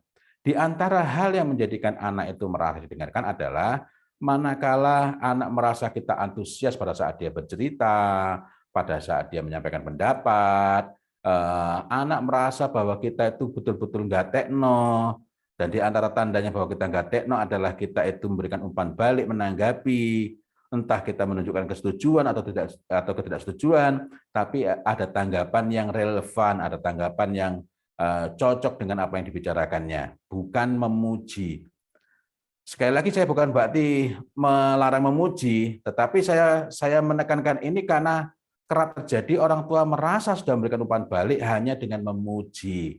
Padahal ketika pujian itu kita berikan nggak relevan, nggak nyambung, dan anak nggak merasakan ketulusan, maka pujian itu justru bikin anak jengkel. Jadi agar semangatnya itu istiqomah, ya kita perlu perkokoh motivasinya. Dan untuk memperkokoh motivasinya, ya menguatkan motifnya, alasannya kenapa begitu, agar kita bisa mengetahui bahwa misalnya motifnya jelas, motifnya kuat, motifnya benar, ya kita mengajak melakukan hiwar, melakukan ngobrol dengan dia, bincang secara terarah. Kita memang melakukan perbincangan secara terarah, tapi anak merasa ngobrol yang mengalir, ya, yang mengalir. Nah, ketika anak menyampaikan itu, kita bisa menanggapi, mengarahkan, dan kemudian mendorong anak untuk mengoreksi jika salah. Maksudnya mendorong anak untuk mengoreksi jika salah bukan berarti kita langsung menyalahkan, tetapi kita hadapkan dengan pertanyaan-pertanyaan, sehingga dengan itu anak, oh iya berarti aku keliru nih, aku keliru nih, berarti ini gak pas. Dan ketika anak merasa oh iya ini gak pas, bukan berarti itu momen pada saat seperti itu kita bisa menyampaikan bahwa bapakmu biyen yang ngono iku. Nah, artinya pada situasi-situasi di mana anak mengalami kesulitan, bahwa kita menyampaikan bahwa bukan hanya kamu. Nah, kadang-kala yang anak itu anak itu nggak betah atau jengkel adalah ketika ngobrol dengan bapaknya, ketika ngobrol dengan emaknya, ini cuma pertunjukan kehebatan bapaknya dan emaknya. Masa kamu gitu nggak bisa? Dulu bapak itu begini, bapak itu bisa. Oh, apakah nggak boleh kita menceritakan tentang keberhasilan kita di masa lalu? Boleh. Tetapi jika sesuatu itu dapat anak itu dapat mengambil pelajaran bahwa oh dulu itu ya nggak tiba-tiba hebat bapak itu, ibu itu. Nah, kemudian berikutnya lagi, lalu apa yang dapat kita lakukan? Ini saya melompat, lompat dari psikologi kepada agama gitu ya. Ada nasihat yang sangat menarik dari Ibnu Qayyim al-Jauziyah ketika beliau ini mensyarah berbagai hadis mengenai al-ma'ali wal makarim. Kata beliau ini, wa man 'alat himmatu wa khasa'at nafsuhu ittasafa bi kulli khuluqin jamil. Wa man danat himmatu wa taghat nafsuhu ittasafa bi kulli khuluqin radhil. Sapa wonge sing himmahnya itu tinggi, himmah itu bukan cuma sekedar cita-cita, tapi lebih kepada apa ya, motivasi dengan alasan yang sangat kuat ya. Karena dimaknai sebagai cita-cita, tapi dalam ungkapan lain kita mendapati penjelasan bahwa al-matlubul a'la mauqufun husuluhu ala himmatin 'aliyah wa niyatin sahihah. Bahwa cita-cita yang sangat tinggi itu tergantung kepada himmah yang tinggi dan niat yang sahih. Nah, karena itu himmah di sini tidak dapat dimaknai sebagai cita-cita tok. Nah, balik mana? Wa man 'alat himmatu, sapa wong sing himmahnya itu dukur tinggi, wa khasat nafsuhu, dan jiwanya itu khusyuk, gak mikir neko-neko, gak mikir hal-hal sing penting, sing gak penting-penting niku. Contohnya kita itu bisa ngajak anak misalnya, ya mudah-mudahan nanti kita ada kesempatan nang Turki misalnya, umpamane gitu. Di sana ada banyak pilihan yang kita bisa sebutkan agar kita bisa mengambil spirit dari sejarah, agar kita dapat mengambil pelajaran dari sini. Loh, gak ada direncanakan pun di sana kita bisa berfoto. Tapi sangat berbeda podo budale. Wah, nanti bisa foto di sini, foto di sini, foto di sini. Gak ada direncanakan aku bisa foto. Tetapi perbedaannya adalah yang pertama ini cenderung kepada al-ma'ali wal makarim, hal-hal yang mulia, hal-hal yang tinggi, hal-hal yang luhur gitu ya. Sementara yang kedua tadi sing diomongno malah sing sepele-sepele itu. Nah, terus saya teruskan lagi. Ittasafa bi kulli khuluqin jamil, maka dia telah memiliki segala akhlak yang mulia. Maksudnya orang kumas yang dhisik ndowu gak karu-karuan, tapi nek kemudian ininya berubah, himmahnya berubah, maka sing gak apik itu kelakuan sing gak apik itu satu persatu hilang. Sebaliknya masuk di apik sarawegep, kalau kemudian berubah waman danat himmatu, semangat hidup sudah nggak punya, cita-citanya cedek, himmahnya cedek, wa khosat nafsu sing dibikin ya apa cara seneng tok, maka ittasafa bi kulli khuluqin radhil, maka dia memiliki segala akhlak yang buruk walaupun biyen wapi. Karena itu kita ini nggak pernah berhenti. Awak dhewe iki masih sangat mungkin untuk berubah sampai akhir hayat. Nah, poinnya adalah terus ya apa carane? Ini kan kesimpulan dari Ibnu Qayyim al-Jauziyah. Ini berkenaan dengan hadis-hadis Nabi Muhammad SAW yang ujungnya selalu sama, yakni wa yakrahu safsafaha. Allah itu membenci safsaf. Safsaf itu apa? Membicarakan hal-hal yang receh-receh, remeh-temeh. Seseorang melakukan kesalahan misalnya, yang dibicarakan itu mengenai salahnya, bukannya apa dandani. Nah, kata sama mana? Misalnya dalam satu hadis, Innallaha azza wa jalla karim yuhibbul kiram wa yuhibbu ma'aliyal umur wa yakrahu safsafaha. Sesungguhnya Allah itu karim, Allah itu maha dermawan, maha mulia, yuhibbul kiram, dan mencintai kedermawanan. Karena itu ketika anak itu tadi cek muncul ya apa? Kita mulai menghidupkan pembicaraan, nggak langsung ini mulia, mulai menghidupkan pembicaraan mengenai urusan-urusan yang mulia, Dalam hadis lain yuhibbul kurama, mengenai orang-orang yang mulia, kemudian membangkitkan kekaguman, membangkitkan keinginan untuk seperti itu. Loh, apa iso? Kita itu kalau bendina membicarakan artis Korea dan menunjukkan kekaguman, arek yang kepingin niru. Begitu pula kalau kita menceritakan mengenai sosok-sosok yang dia telah melakukan kepeloporan misalnya. Ngobrol, cerita. Innallaha azza wa jalla karim, atau dalam hadis yang lain innallaha karim yuhibbul kurama wa yuhibbuna, mencintai ma'alil umur, dalam hadis yang lain ma'alil akhlak yang luhur, urusan-urusan yang besar. Kita ceritakan, wih ini Masya Allah, ini orang dia nabung selama 4 tahun, selama 5 tahun, selama 7 tahun. Ini uangnya terkumpul 870.000. Besar enggak? Enggak. Cuma segitu, tapi uang segini hasil nabung 5 tahun. Lah, berarti orang ini gimana? Lah, uang segitu itu terus dipakai untuk begini. Jadi membicarakan ma'alil umur, urusan-urusan yang besar. Wa yakrahu safsafah, dan Allah membenci hal-hal yang saf-saf, receh-receh, remeh-temeh, sepele-sepele. Nah, poinnya adalah melalui bincang-bincang itu. Jadi awak dewe gak kerasa kayak motivator kayak training nang arek anake dhewe enggak, ngobrol. Nek tadi wong tua bendina itu ketake kayak kudu nasihate metenteng stres gesok lemu awak dhewe iki. Ya. Nah, sepurahan iki. Ngene iki dadi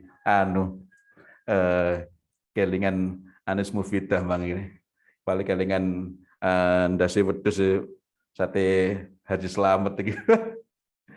Ternyata ya, tak tahu selama ya, lain waktu tak nang Jombang golek ada seperti mana. Nah, jadi ternyata ya sing enak ngono iku. Saya kan kadang dadi wong tua kata sumpek ngono. Menasihati anak ngenteni arepe turu. Jarene karena otak dalam keadaan gelombang alfa. Padahal kadang-kadang malah arek-arek iku sing menyaksikan kita tertidur. Kene arep ngenteni arek turus dikeluk-keluk gak turu-turu. Malah awak dhewe sing keturunan.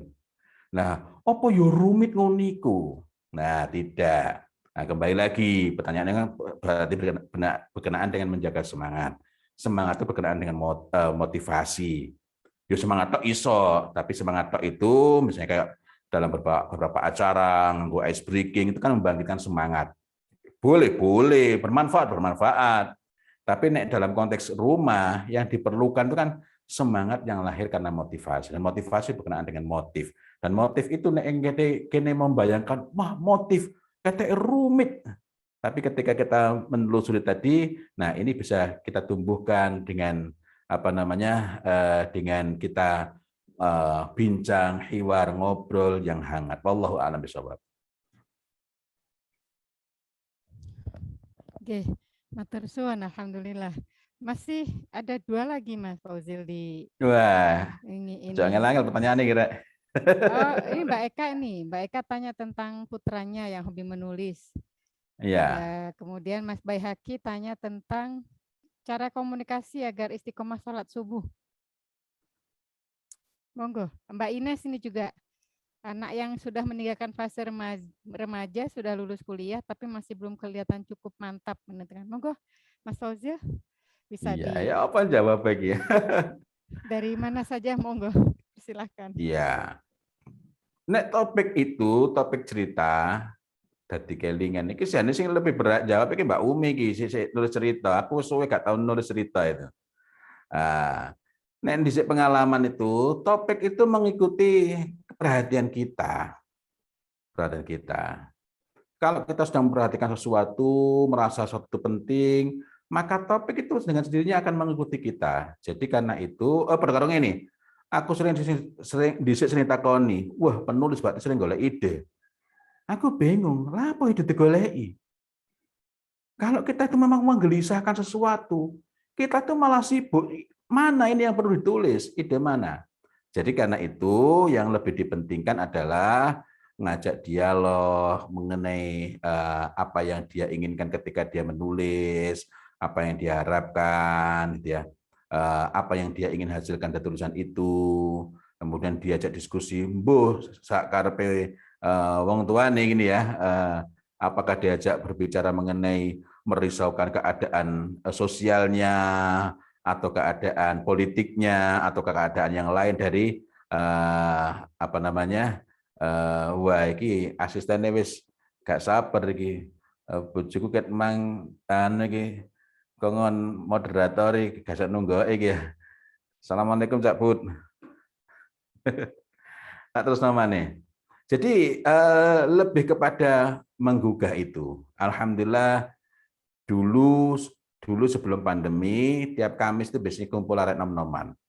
Yang mereka ada yang dulunya terusir dari rumah, macam-macam ya. Tapi oma ini nggak apa namanya, nggak kita nasihati langsung. Kita ajak ngopi bareng, bincang bareng, mendengarkan mereka. Termasuk diantaranya ada yang kemudian dia ingin nulis. Nah, ketika nulis itu yang kita diskusikan bukan bagaimana memulai, tetapi ketika dia itu sudah merasa saya harus nulis ini, saya harus nulis ini, saya harus nulis ini, metu-metu dewe, wallahu a'lam bishawab. Ya. Terus agar istiqomah sholat subuh ya apa? Arek umur piro iki? Kalau kita tengok dalam agama, kita itu mulai memerintahkannya kan umur 7 tahun, mulai memerintahkan. Cuma akeh wong tua sing nggak sabar, durung 7 tahun wis dikongkon. Padahal istiqomah saiki gede tambah mulai anu belajar iki. Wis kuliah. Wis kuliah. Wah. Nek wis kuliah kan berarti berkenaan dengan urusan imane gitu kan, imane. Karena wong nek menganggap penting itu kan dengan sendiri dia akan ojo caca arek wis kuliah, arek cilik eneke menganggap penting meneh diajak rekreasi, durung subuh wis tangi gitu ya. Nah, jadi itu kan telat bangun, angel tangi itu kan cuma simptomnya, gejalanya. Nah. Makan itu lontong sayur, Ustaz. Wah. 7 tahun tuh tak ajak ke masjid kan, tak iming-imingi nanti habis dari masjid makan lontong sayur ya nak. Lama-lama dia ke masjid sendirian. Nah, tonggoku dia belum ada yang ikut sholat di masjid. Akhirnya gara-gara Abdul sholat kabeh nang masjid. Alhamdulillah, masya Allah. Nah, cuma nek kira wis mahasiswa dia, nek wis mahasiswa berarti wis sok pesen nganggo Grab, nganggo GoFood. Bapak itu durajin kan sene syaratnya bapak ibunya loh ya. Jadi lebih nurut ke, memang bapak sebagai contoh, ibu yang harus ngajak. Jadi kalau dulu aku pas Mas suka dinas kan, aku suka ngajak Abdul, padahal kan aku nggak wajib ya sebagai wanita ya sholat. Tapi karena aku harus ngancani juga sholat, nganterin dia loh. Masya Allah. Alhamdulillah ya. Gitu deh. Jadi kelingan iki Cak Bahyaki nang ndi saiki? Wis suwe gak tak kepethuk, Cak. Di Malang, Cak. Malang. Oh. Ya Allah, aku gelek nang Malang, Rek. Iya, kapan nang Masjid Ramadan sama Masjid Al-Ghifari ya, sempat. Oh iya. Sering aku terutama ngene-ngene Malang sering gitu. Ya. Ya. Selain itu kan golekno komunitas. Tapi golekno komunitas itu kan berarti bukan golekno perkumpulan. Perkumpulan itu belum tentu menjadi komunitas. Komunitas kan berarti adanya orang-orang yang nyambung nang awake itu. Nah, ini yang kita perlu nek areke dodongan ono iki ya kita yang menginisiasi, bukan menyuruh. Nyuruh mbok awakmu melok ngene iki. Jare anake, "Sampene Pak sampe brono, Pak." Melok. Nah, di luar itu adalah Masya Allah. Kita memang sepele, tapi dari berbagai kasus memang tetap kesediaan kita untuk ngejak lungguh bareng, kita ngerungokno gitu. Kita antusias mendengarkan dia. Nah, dia itu merasa kita terima itu insya Allah dia itu akan lebih care. Jari ini dhisik nek aku gak kleru lho. Peno sing wis tau napa ya. Nek ngene taklim itu. Jari ini al-hurmat khair min at-ta'ah.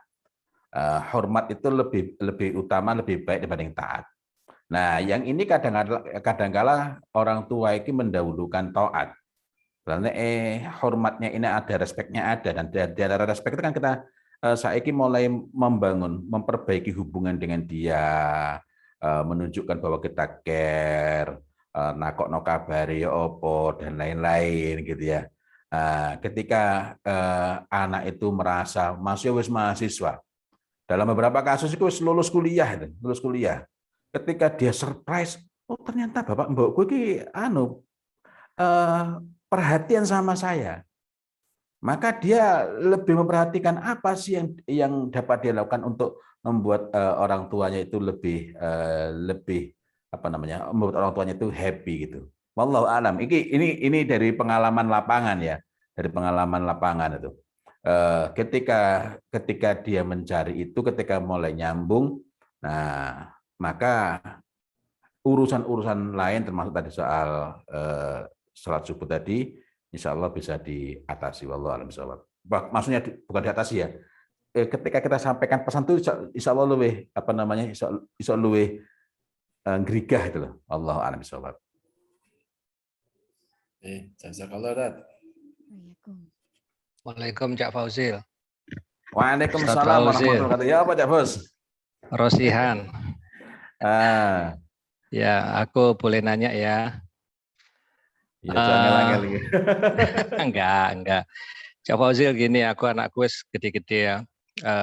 Ada satu periode anak kedua itu aku pertemukan dengan profesional coach sebenarnya. Jadi bukan coach untuk remaja. Soalnya kalau anak-anak remaja itu kita ajak ya, ayo ketemu psikolog atau apa itu kok tanda kutip itu kok istilahnya ada sesuatu yang ini gitu ya. Tapi kalau istilah coach itu kan beda ya, beda. Nah kalau di dunia bisnis coach itu kan biasa sekali ya. Orang-orang itu siapapun kayak Obama pun punya coach ya. Seperti itu. Jadi kalau di sebelah sana coach itu biasa. Nah,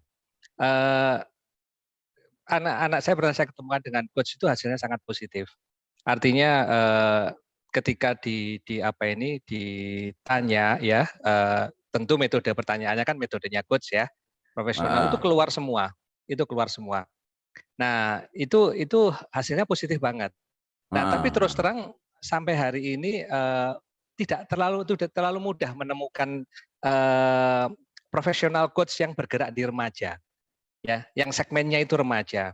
Apalagi profesional coach yang bisa mengintegrasikan antara masalah remaja, masalah kehidupan, masalah agama itu menjadi satu paket ya, yang ya itulah menanamkan value dari sebuah pertanyaan-pertanyaan yang coaching, pertanyaan coaching ya. Pertanyaan coaching sama pertanyaan itu kan beda ya, Cak Fauzil ya. Nah, beda banget lah. Kalau saya pernah di-coach oleh coach masalah bisnis, itu pertanyaannya itu fundamental, ya, fundamental. Nah, itu di mana Cak Fauzil? Teman-teman yang bergerak di segmen remaja ya, coach tapi di segmen remaja. Yang masalahnya itu adalah menemukan identitasnya dengan lebih mendalam, lebih valuable ya. Seperti itu. Soalnya kalau kita ajak ketemu psikolog, ketemu apa itu kan tanda kutip ya, mereka misalnya aku nggak ada masalah apa-apa kok. Nah, tapi kalau kita ketemukan di coach itu beda kayak gitu. Saya terus terang itu hasil yang positif, tapi karena ini coachnya adalah teman ya, jadi ya dia bilang memang belum banyak coach remaja seperti itu. Nah, apakah itu satu metode yang cukup bagus ya, coaching tapi untuk menemukan identitasnya dia ya, juga menanamkan hal-hal yang sebenarnya secara sekilas mereka sudah sedikit banyak tahu, tapi kan kalau di coach kan dia dipaksa untuk menjawab lagi, memikir, menstrukturkan lagi. Nah, seperti itu. Ada panduan nggak, Cak Fauzil ini masalah how to coach ini remaja ini kayak gitu? Karena kalau itu kita punya panduan itu kan sedikit banyak kita sebagai orang tua itu bisa belajar itu. Nah, setelah saya bawa ke coach itu, kebetulan coach teman saya, ya saya dimarahin teman saya itu sebagai orang tua yang belum bisa menjadi orang tua yang baik kayak gitu. Karena dari dialog itu muncul bahwa saya belum bisa menjadi orang tua yang baik untuk hal seperti itu. Tapi dia begitu terbuka ke coachnya. Nah, mohon saran mungkin punya referensi atau panduan atau apa untuk seperti itu. Terima kasih. Waalaikumsalam ya. Waalaikumsalam warahmatullahi wabarakatuh. Secara pribadi aku belum mempelajari tentang coach, tetapi dari beberapa yang saya dengar itu kalau dalam yang saya bahas tadi mengenai hiwar perlu dibedakan dengan soal wal jawab. Selama ini kan banyak orang ketika takok nang anaknya cuma tanya jawab, bahkan lebih jauh lagi ya kayak integrasi. Dan betul sekali arek iku isin jeneng psikolog. Loh, sing masalah itu aku, karena itu tadi ketika saya ceritakan tadi pas ana wong tua gawa anak nang nggonku, maka saya tidak menanyakan kamu ada masalah apa. Dia nggak merasa punya masalah kok, tapi ada apa? Ada masalah apa bapakmu sama kamu? Nggak tahu ayah itu, oh ternyata nyuruh ayah itu ya. Nah, saya jadi teringat juga pengalaman tadi sempat saya singgung, pernah disambati sebuah sekolah, ini lingkup sekolah di NTB, bau weling-beling. Nah, format kita biasanya nanti yang ngadepi remaja secara langsung biasanya anak koncoku itu ya. Nanti saya tak tanya apakah dia, dan selama ini yang kita terapkan di sini, kalau konco ini kan memang dia bergeraknya langsung ke remaja. Tapi ada juga yang memang dulu rutin tiap Kamis, yang dia tertolak dari orang tuanya, moro rene, ngobrol bareng. Kita biasanya ketika menangani itu kita ngasih nama tuh ngopi bareng. Jadi aku yang nggawa grinder, nggawa perlengkapan kopi. Kenapa kok ngopi bareng? Karena ini yang sekarang sedang kayaknya kekinian tuh bagi anak-anak itu. Sehingga ketika kita kenalkan dengan kopi mau macam-macam, itu jalan mudah untuk nyambung dulu. Setelah itu baru kita menggali lebih jauh. Nah, tak ceritakan mengenai NTB kan ada tragedi itu ya, tragedi. Kita sudah pesankan bahwa jangan ada sebutan bahwa acaranya ini untuk memperbaiki anak-anak itu, tidak. Ini ngopi bareng. Cuma ternyata ada waktu itu ada yang kemudian menjadi sulit di recovery gara-gara ketika mau masuk ruangan itu diomongi oleh gurunya. Guru ini ngomongi, kamu nggak usah minder, kamu nggak usah malu.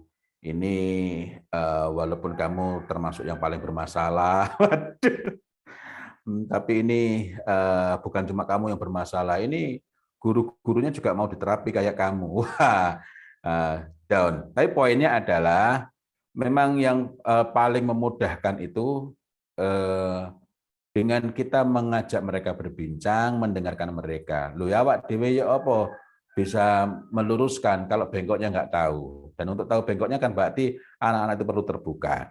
Mengenai literaturnya nanti insya Allah tak informasikan lebih lanjut. Di antaranya apa tak jebut sih, tapi tak ngenteni beberapa detik ya. Kok beberapa detik? Mungkin 1 menit ya. Enak-enak omong ini iki.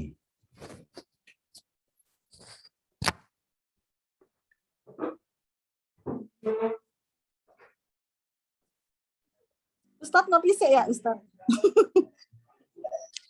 Ngopi dulu Ustadz. Wah, kopinya di ngombe dhewe rek.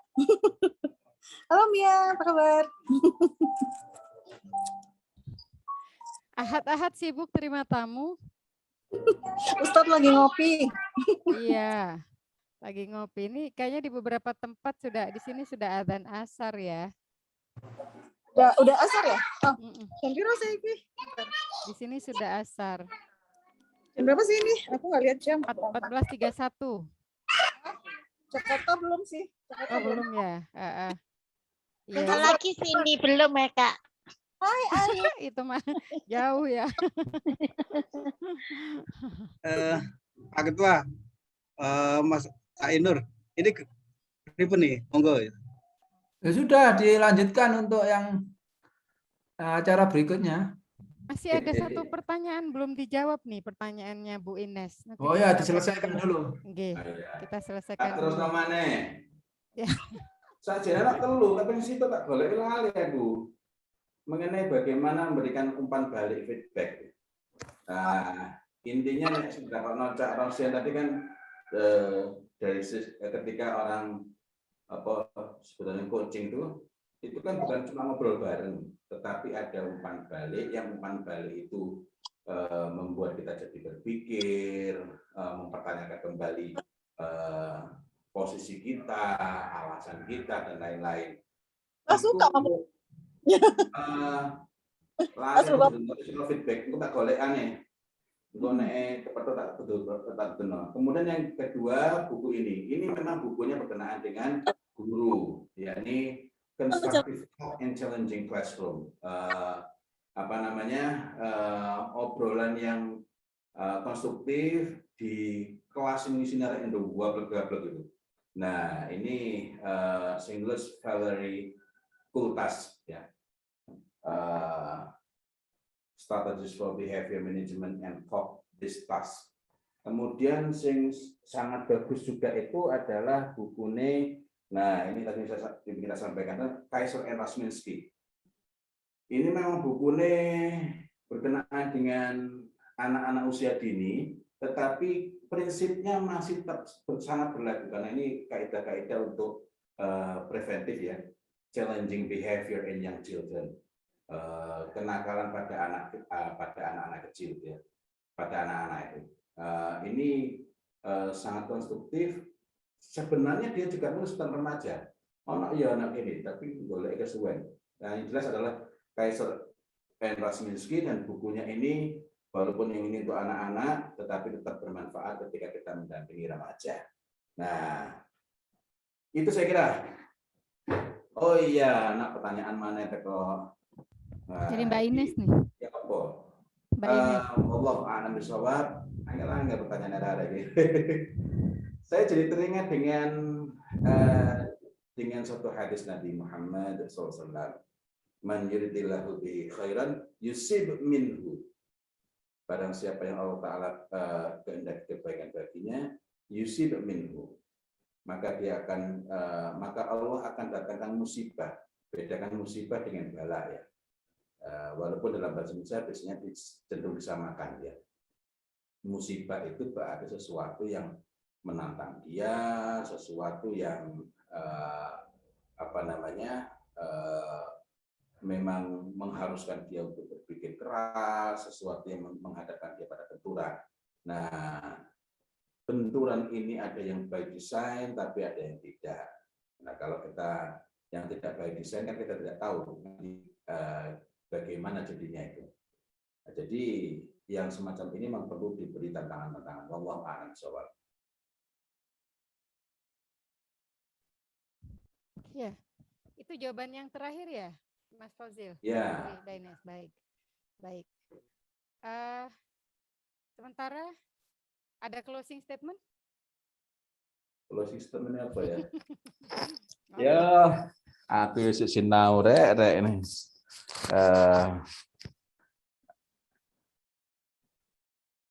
Malah bingung dewe aku ngomong iki. Mangi saja nih aku pengen sing nyantai nih ngomongin bahas ini tapi sing rotok nyantai gitu ya. Audiensnya tegang kabeh, Mas. Sibuk merefleksikan diri masing-masing, hati tegang kabeh ngrungoknone. Ayo, padahal iki mang aku arepe nganu kei arepe door prize.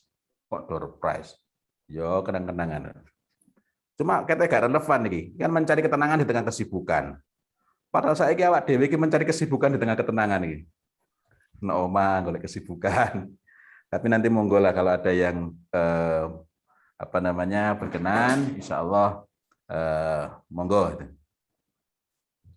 Berkenan saya. Serahkan pada panitia. Jawab duluan, nggak diserahkan pada panitia. Oke, sampun, Mas Fausil, sudahkah? Nggih. Alhamdulillah. Sepurane sing ngomongake iki. Karena tidak bisa menyampaikan dengan nyantai.